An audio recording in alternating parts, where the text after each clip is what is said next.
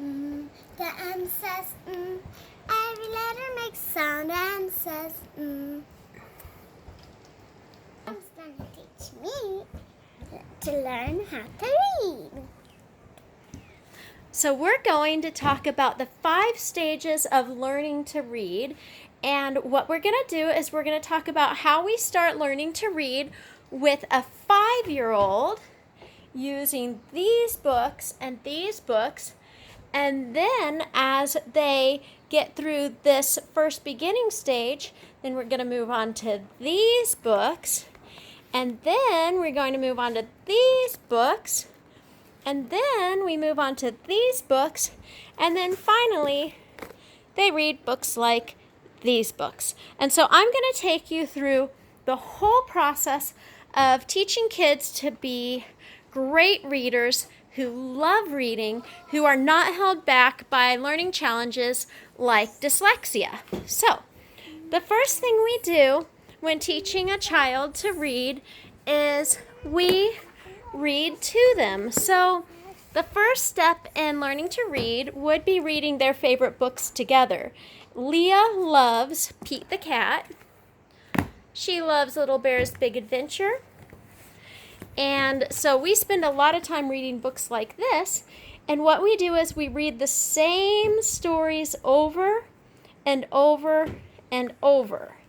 And we really love stories that have familiar songs that are easy to memorize, songs or poems. So we would do something like this. Leah. Twinkle, twinkle, little star, how I wonder what you are. Up above the world so high, like a diamond in the sky. Twinkle, twinkle, little star, how I wonder what you are. So if Leah already knows the poem or the song, when I point to the letters, it's going to be easy for her to pretend to read along. And the pretending to read is a very important stage in actually learning how to read. So first we would start with books like these while doing activities in a little kindergarten book where we're getting familiar with writing the letters and reading little poems. And so we'll have little poems like this one that we read together over and over. And just for the joy of reading, one of the most important things we're doing at this age is teaching the joy of reading. And there comes a stage where they begin to say, what does this say? How do you spell this? Do you have a question? So I don't want to do this. Okay, you can go play now. Thank you for helping me. So then, once they're introduced to reading, then we begin to do some activity books that are a lot more structured. And we would only spend maybe 10 or 15 minutes a day, 2 or 3 days a week at her age on books like this or books like this that we're working on together. So most of my kids have been through the Teach Your Child to Read in 100 Easy Lessons. And then we also use the Bible a lot for learning how to read. So we have 100 easy Bible verses. And so this is Leah's 100 easy Bible verses. Mom. So we'll read the verse together, and then I'll write the verse, and she will trace the verse. And that's how we get started with writing, by tracing. And then we start with the Teach Your Child to Read 100 Easy Lessons.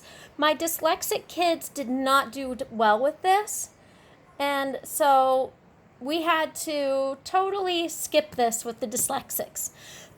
With the dyslexic kids, we really start by teaching them to read by using songs and poetries and the Dyslexia Games over here. We'll talk about dyslexia in a minute.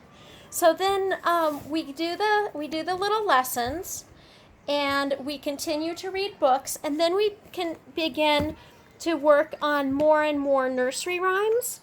And a big part of the way I teach my kids to read is by using a lot of rhymes because my goal is for them to memorize the poem, then learn how to read along, then learn how to read alone, and then eventually copy down the poems and understand that each word represents a sound.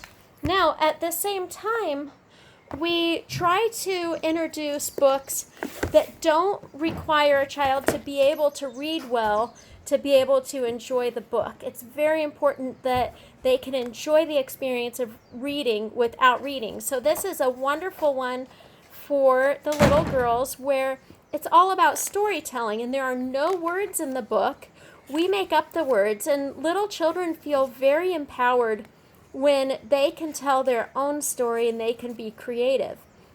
So what I begin to do at this stage is we work through this book and I make up stories. I'll make up a story about this, and then Leah will make up a story about this. Then I'll tell the story for this one, and she'll tell the story for that one. And then maybe I'll tell the first sentence, and she'll tell the second one. And she's developing the ability to tell stories. And this is when something really exciting happens. She begins to ask, and I have taught 15 children to read. I had to teach